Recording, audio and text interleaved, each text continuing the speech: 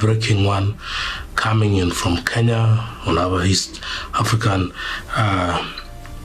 side, that is the neighbors of Uganda, is William Samurai Ruto has updated sad news of the passing of one of the Kenya's public servant, a former electoral commissioner.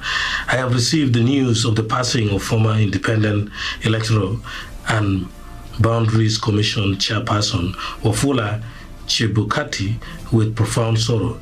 Chebukati was a principled and diligent leader who served the nation with integrity. His death is a great loss to our country.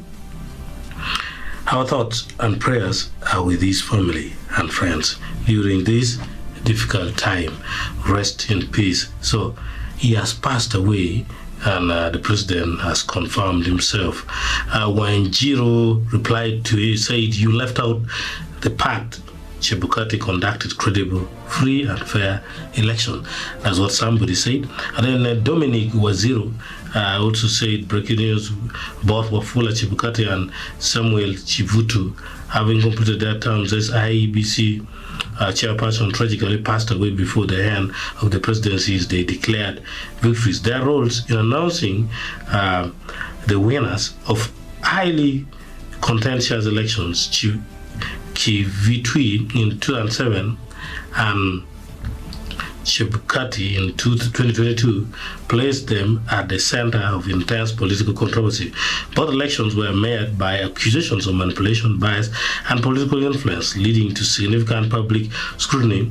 For the next IEBC chairperson, the legacies of Chebukati and Chivutu should highlight the importance of fairness, accountability, and the ability to withstand political pressures.